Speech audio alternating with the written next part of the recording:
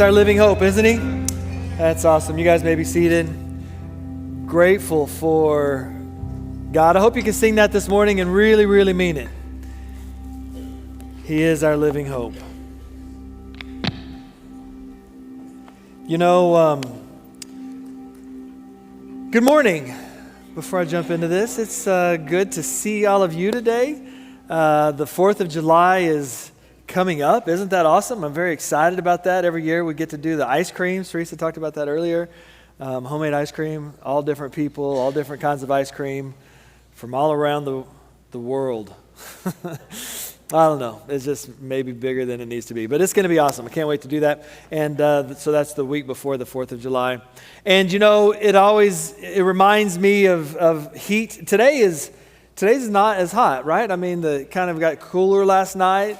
That's nice. The rain came in, and always appreciate the rain. But it's been getting hot, you know. It's just that time of year, that sweltering 95 degrees. Everybody gets to sweat a little bit. I was at teen camp, got to spend a little time, not the whole week, but got to spend a little time there, and it was humid and hot, and everybody's running around and enjoying that very much. The World Cup is on. Is anybody paying attention? Yeah, the World Cup. It's a good. I mean, this is like a good season for sports. The Longhorn ladies won the World Softball World Series. We're excited about that. Hook 'em. Not so excited about my Spurs last night. I was mourning the loss. Really had high hopes for the Spurs, but they just couldn't pull it out. And the World Cup, USA won. I know we were very excited about that. And not only did they win, but they put themselves on the map by a 4-1 win in that match. That was quite impressive. But, you know, it's funny that Europeans are coming over to the U.S., and they're really struggling with the heat. They issued a heat advisory for 28 degrees Celsius. I don't know if any of you know 28 degrees. That's about 82 degrees Fahrenheit. They issued and I'm not joking, they issued a heat advisory for the players and the fans that were coming to be careful. It's dangerous heat. They don't know that they were like 40 degrees Celsius, which is like 100 degrees. That's our summer, man. Like we're ready. We're just going to be great. And, you know, it's in Texas, it's that 40 degrees Celsius that the high school kids are out playing football in it. And like you got these soccer kids that are out playing soccer right now. It's crazy that I don't know what's crazier, that we play in it or that they're scared of it. I don't know. But we are following the World Cup. It's the biggest. I know they were doing some man on the street interviews, if you have ever seen or heard of those, where they just talk to people on the street. And like half of the Americans that they interviewed said, the World Cup, what, is that going on right now? You know, like half the world is flying to the U.S. right now to go and come to watch the World Cup. But this summer, it's going to be a big thing. It lasts about 5 weeks, and we just started, so you guys have plenty of time to catch up on the World Cup. This summer, we're not only talking about the World Cup, though, we're also talking about discipleship. And I love discipleship. I love what we're doing with it. I love how God has opened up some thinking along these lines. And if I could define or describe, I guess, discipleship, the way we're looking at it is that it doesn't happen somewhere else, discipleship. It happens in ordinary lives. It happens every day for us. It happens in the scriptures we've read so far. It happens on the lake shore. It happens in the living room. It happens on the country road to Emmaus. It happens in faithful acts that nobody pays attention to. Today we're going to look at one of the most famous stories that Jesus ever told. It's the Good Samaritan. In fact, I've preached on this about a year ago. Some of you may remember that I preached on this sermon or this story about a year ago. And at that time we were looking at mercy. What does mercy look like? It was more of a practical sermon on what love does. If you remember some of that we talked about last year. What does love do? How does it act? What is it that love does in everyday life? But today I want to take a different angle from it. I don't want to look at what love does. What I want to do is look at what gets in the way of love. What gets in the way? Last time we looked at what the Good Samaritan could teach us. Today we're going to look at what we can learn from the priest and the Levite, which we didn't focus on because I think probably a lot of us are like the priest and the Levite. Here's kind of the thrust of today. I don't think we're failing at love because we don't care. I think when we fail at love, it's because we're moving too fast to notice. We don't see the need because we have somewhere else to be. And so today I propose that love requires us to be interruptible. And we're going to look at Luke chapter 10. That's where it is today. Luke chapter 10, starting with verse 25. There is a set of notes in the Bible app or our church's app. You can get to it from there. And I saw the QR code pop up a little while ago. You can scan that QR code and it'll also get you to those notes. Which, by the way, it's kind of like, anybody ever watched the director's cut of a movie or something? And it shows you all the little extra things. That's kind of what, sometimes there's extra stuff in there that I don't want to clutter up the big screen with. So, Luke chapter 10, verse 25. So, on one occasion, an expert in the law stood up to test Jesus. "Teacher," he asked, "what must I do to inherit eternal life?" What is written in the law?" Jesus replied. "How do you read it?" He answered, "Love the Lord your God with all your heart and with all your soul and with all your strength and with all your mind, and love your neighbor as yourself." "You have answered correctly," Jesus replied. "Do this and you will live." But he wanted to justify himself, so he asked Jesus, "And who is my neighbor?" In reply, Jesus said, "A man was going down from Jerusalem to Jericho when he was attacked by robbers. They stripped him of his clothes, beat him, and went away, leaving him half dead. A priest happened to be going down the same road, and when he saw the man, he passed by on the other side. So too, a Levite, when he came to the place and saw him, passed by on the other side. But a Samaritan, as he traveled, came where the man was, and when he saw him, he took pity on him. He went to him and bandaged his wounds, pouring oil and wine. Then he put the man on his own donkey, brought him up to an inn, and took care of him. The next day he took out 2 denarii and gave them to the innkeeper. 'Look after him,' he said, 'and when I return, I will reimburse you for any extra expense you may have.' Which of these 3 do you think was a neighbor to the man who fell into the hands of robbers?" The expert in the law replied, "The one who had mercy on him." Jesus told him, "Go and do likewise." So I want to start from a strange position probably, but I want to offer a defense of the priest and the Levite, probably because I think that's offering a defense for myself, okay? So let's get into it. We all need a villain, don't we? You guys, we need a villain. We need somebody to be mad at, somebody who's in the wrong. Have you ever noticed, like, when you get into a discussion, this happened to us yesterday. Teresa and I, we were having a discussion. We were running an errand, and I was supposed to bring a set of keys. I didn't bring them. Forgot the keys. And we got there, and I said, "Where's the keys?" And she said, "Well, I don't know. You were supposed to get the keys." And I was like, "Well, nuh-uh. You were supposed to get the keys." And she was like, "No, you said you would get the keys." And I was like, "Oh, but you didn't remind me to get the keys." See, it's not my fault that I didn't bring the keys. You see what I did? Because I can't be the villain in my own story. I need a villain. I need somebody to blame. It can't be my fault. And this is kind of the way we structure ourselves. It's never my fault. It's nothing that I did. It's nothing that I forgot. It's not what I said. If I said it, it's because you made me say it.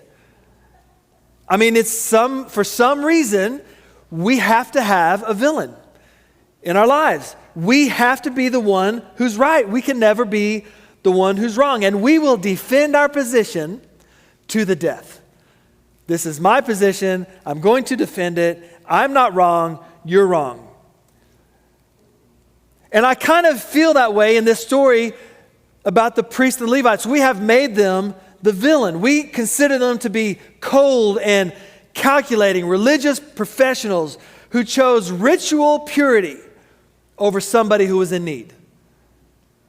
Those stinking religious people, which is how I preached on it last time. The hypocrites who just walked right past the need, had no love in their hearts because they just didn't care. Which might be unfair because if you read in the text, what does the text, the Bible, what does it say to us about the priest and the Levite? It doesn't say anything. It doesn't give them a motive. It doesn't give them an evil monologue like, ha ha ha, I see the guy in the ditch, but I'm walking by anyway. You guys know, right? It gets to that point in the movie where there's the evil monologue and they explain the whole evil plan. Like there's not that point with the priest and the Levite. There's no explanation. Only that they saw the man and they walked by.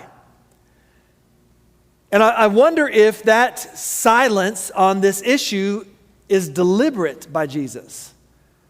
I wonder if he left it there on purpose. If we look at it without, in our minds, condemning the priest and the Levite, maybe it's not even about them. Maybe if we don't look at it with condemnation, but recognition for a minute. Let's just think about it that way. I mean, the priest, he was a working religious professional, headed down the Jericho road. He had obligations. He had a schedule to keep. There were people that were probably counting on him whenever he got there. Maybe he had a long week and he was tired and maybe he was behind schedule. Maybe he looked at the man in the ditch and maybe he felt something, but he thought to himself, I just don't have time. I've got people waiting on me. I've got a schedule to keep. I've got a job to do. I've got things happening right now. Maybe the man, the emotions pulled him, but he kept walking. And the Levite came to the same place, saw the same man, and he made the same choice.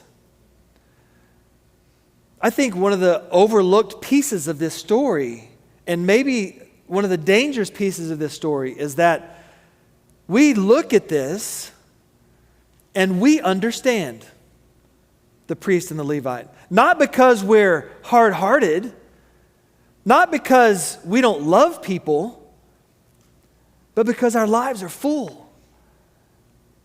Our calendars are packed. Our phones never stop. Our kids have activities all day, every day. We don't have room for the unexpected. We've left no margin in our lives to do something that wasn't on our calendar or on our schedule. Does that make sense? Yeah, you guys are picking it up. I don't think we're cruel. I don't think we're lacking love necessarily. I just think we're busy. And busyness has a way of creating its own blindness. We get busy and we don't see it. So we might be good and caring and compassionate and still walk by. And you might be thinking to yourself, yeah, I can remember. That happened to me. I couldn't do. Had the thing that I had to do, and there was somebody, but I just didn't have time, so I had to go. So here's what I propose. I hear it. Something in the background. Sorry, ADD took over. Here's the real villain. The real villain is urgency. Urgency, I think, is the hidden villain in this story. I think urgency is the feeling that what's ahead of you matters more than what's beside you. I think we're so busy looking at what's in front of us that we don't have time to consider what's beside us. I think there's a low-grade pressure that keeps us moving even when something is gnawing at us. It's a light voice, like a small voice inside of us that says, you just don't have time right now. And We live in a world that is constantly pressured by urgency. Think about it. Everything you see is an urgent situation. There's a sale. They do this all the time in sales. It's urgent that we buy this thing today because tomorrow there will never be this price again. But I'm telling you, if you wait till tomorrow, that price is still there for some reason. Or maybe it's not there tomorrow, but it'll be next week. There's this urgency that they try to create in us that we have to do right now. Our phones do it to us. They create this urgency. Oh, I've got a notification. I've got to clear the notification. It's an email. It's a text message. It's an Instagram. It's a snap. Something is on there, and I've got to clear it now. I can't let the little red dot stay. Right? It's urgent. I've got to do it. They make the dot red, just so you know. It's urgent. We got to get to it. Our society has made us an urgent people. Everything is urgent. Everything needs a response. There's a notification. There's a deadline. There's a list. We've been trained by our devices and our culture, by our ambition to keep moving, to optimize, to not fall behind. If I don't do the thing right now, then I'm going to fall behind and I won't be able to do the thing later, or I won't have time to do the two things tomorrow. And the person in the ditch doesn't fit that system. They're not on the calendar. They're not in the plan. They show up on the side of the road at the wrong time, requiring something from us that we just don't have time to give. Listen, I'm preaching to the choir because I do this. I get so caught up in what I'm doing and the next task and the things that are going on that sometimes I just don't have time. I don't think the priest and the Levite walked by because they are inherently evil. I don't think you walk by because you have ill feelings in your heart. We walk by because we're on our way somewhere. And the man in the ditch is going to cost something. Time that they don't have. Something they haven't planned in their budget to give. So what is the nature of discipleship then? That's what we're getting to, right? What is the nature of discipleship? I'm in a discipleship group that Jerry Porter leads, and one of our discipleship partners, his name is Adalberto Herrera, and he wrote one of the things that we do is once a month we each write a discipleship article that each of us can read. I like the system. And Adalberto wrote, "To be a disciple is to be in a relationship. It is to share an intimate, instructive, and imitative relationship with the teacher." In other words, to break it down, the nature of discipleship is relational. Relationship responds to need. If somebody in your life that you have a relationship with presents a need, when we are in that relationship with them, then we respond to that need. He described discipleship as not holding a set of beliefs, but as being in a relationship. In a relationship. And you've heard me say, who's discipling you and who are you discipling? And I think we can't, in fact, take the easy way out. And if you're married, say, oh, my spouse, we disciple each other. That's not going to work. I mean, that should be going on, yes, but that's not the core of what we're talking about here. You have a really close friend. It should be going on, but that's not the core of what we're talking about here. You should be in a discipling relationship with somebody else. And some of us say to ourselves, well, I don't have time. Consider the man in the ditch. Do we have time? I believe we have to make time. Discipleship as relationship helps us, I think, understand the priest and the Levite beautifully, a little bit more anyway, because they had religion. We're here today, probably we have religion. They had duty.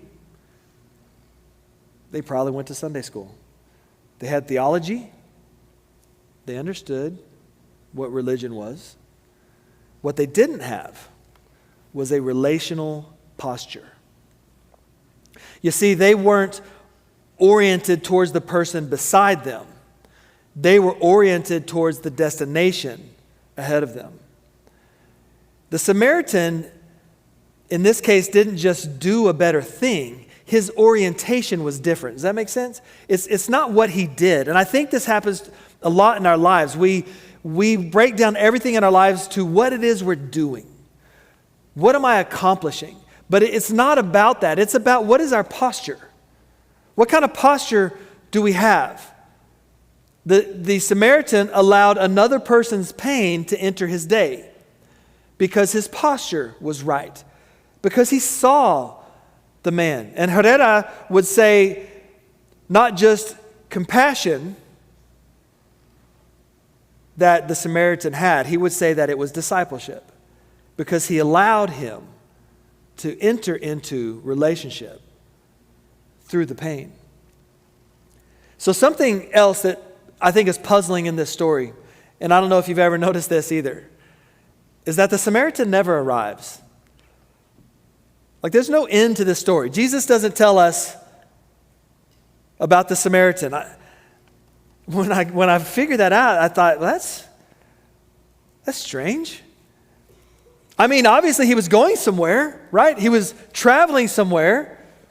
He probably had people waiting on him. He probably had plans and obligations. Otherwise, he wouldn't have been traveling down this road.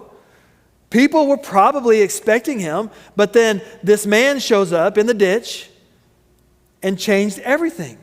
So he stopped, he got off his animal, and he kneels in the road. He bandaged the wounds using his own stuff. He anointed him with oil and wine to clean it out that he was carrying for himself. He placed the man on his donkey, so now he doesn't have a ride anymore. He used his money at the inn, his time to take care of him at the inn, and then promised that he would come back to cover more expenses. So what did it cost him? All of the things it cost him. It cost him time. It cost him comfort. It cost him supplies. It cost him money. It cost him his ride, his schedule, his destination. It cost him all of these things. And we never find out what the destination was, but I think that's because the destination all of a sudden didn't matter anymore. The interruption became the journey. You guys, come on. I know it's raining outside, but that's good stuff. Like, it's not, it quits being about where you're going, and it starts being about who you're serving.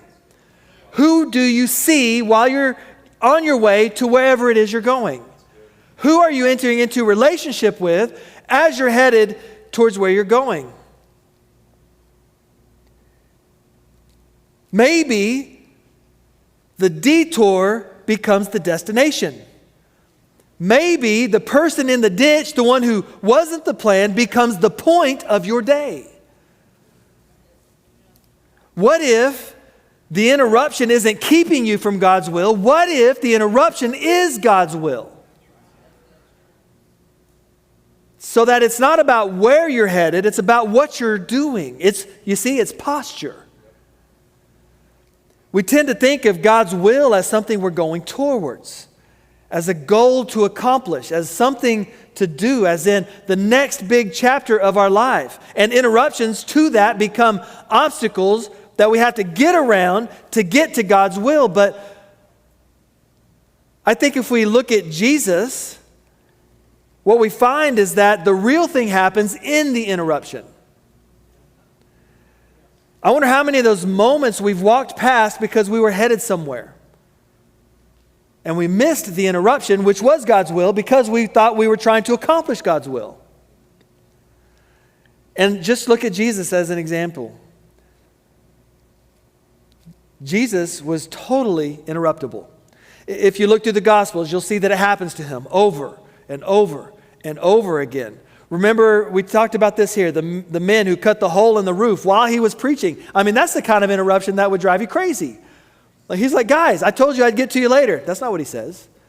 They cut the hole in the roof and come down, and he was interrupted. Remember when he was on his way to heal Jairus, dying daughter. Very important, which, by the way, he was interrupted doing something else to go to Jairus' house to heal Jairus' daughter. And while he's on his way to heal Jairus' daughter, the woman that was had the issue of bleeding, it says, for 12 years, touched the hem of his robe. That's another interruption. So now he stops to deal with that. So even his interruptions were interrupted. He was leaving Jericho. His final journey to Jerusalem, there was a blind beggar named Bartimaeus who started hollering out for Jesus. Now think about what he has on his mind. He's about to save all of humanity.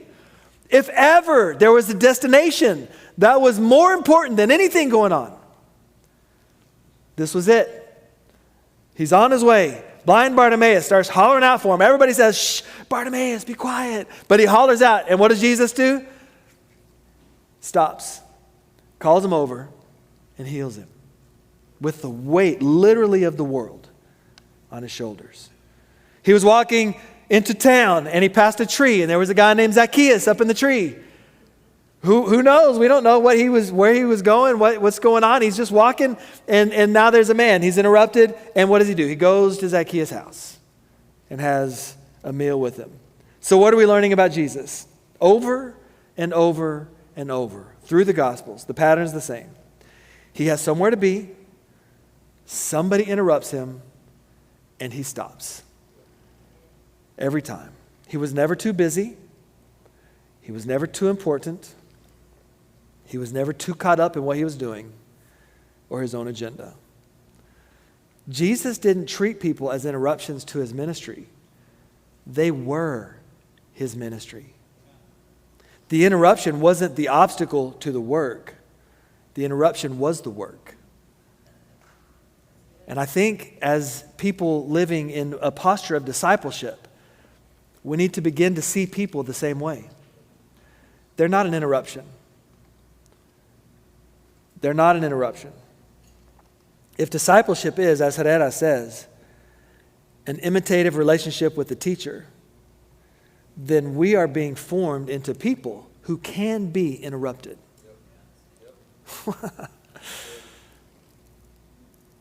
So what do we do about it now? I'm about to close, and we're going to have the band come up, and I think what I would like to propose, what if we allow ourselves to be 5% more interruptible this week? What if it was just 5%? I know we have in our minds that there's this idea that maybe we need to all of a sudden be interruptible and never accomplish any goal. I'm not saying that. We have things we've got to do. But I'm saying we need to discern people's needs in our lives. We need to discern people's needs in our life. What if we allow ourselves to be 5% more interruptible? And what that means is creating a margin in our lives of 5% space. If being somewhere on time is your normal posture, then what if you were 5 or 10 minutes early so that you could accomplish whatever it is because you gave yourself margin? What if when you see somebody at the grocery store, maybe you give yourself 30 minutes instead of 25 minutes. Does anybody go to the grocery store anymore, or is it all done online? Yeah, we still go. I like to go to the grocery store. Maybe if I have 20 minutes worth of shopping, what if I gave myself 25 or 30 minutes? Because what if I run into somebody? This isn't a life overhaul. This is reorienting ourselves around a posture of discipleship. We're not saying blow up. I am not suggesting that you blow up your whole schedule. What I'm saying is make yourself a little more available so that when you see those things, you have time to invest in them. What if we planned our week a little more loosely? You see, the priests and the Levites, they weren't monsters. They were just moving. And sometimes moving causes us to miss everything that matters. So we need to slow down. The Samaritan never arrived where he was going, at least that we hear from Jesus. I wonder if that was the best day he ever had. So my thesis is this: love requires us to be interruptible. It requires us. We have to be. We have to make room for people because it is about the people. And if we're a church that's going to love like Jesus, so lives are changed, and we're truly being formed into his image, which is the discipleship image, then we have to allow ourselves, like Jesus, to be interrupted. And I'm telling you, I always have somewhere to go. I always have something to do. I always have somebody to see. This is a real eye-opener for me. God, help me to be more like you, more patient, to slow down. Just give myself 5% margin. All right, you guys stand with me. We're going to close with a little time of prayer. And if this morning you just want to spend some time at the altar, come and kneel and pray and say, God, help me to manage my life with a 5% margin. Help me to be a little more interruptible. And I would invite you to do that this morning. I don't think this is a time that anybody gets chastised. I just think this is a time for us to say, God, help me to do a little better. All right? So let's pray. God, this morning, I'm so grateful for what you do for us. I'm so grateful for having Jesus as an example, because I know that we all feel like everything we're doing is so important, that our destination is what matters. But help us to take a moment and pause. Help us to live our lives with a little bit of margin so that we, like Jesus, when we see somebody, we can invest some time in them. This is what discipleship is, being formed into his image for the sake of others. And for those of us, God, by the way, who are not in a discipling relationship, I pray you would help us to find one. It takes courage to ask somebody to disciple you, to look at somebody and say, would you disciple me? Give us that courage, I pray. We love you this morning. Thank you, Jesus, for your example.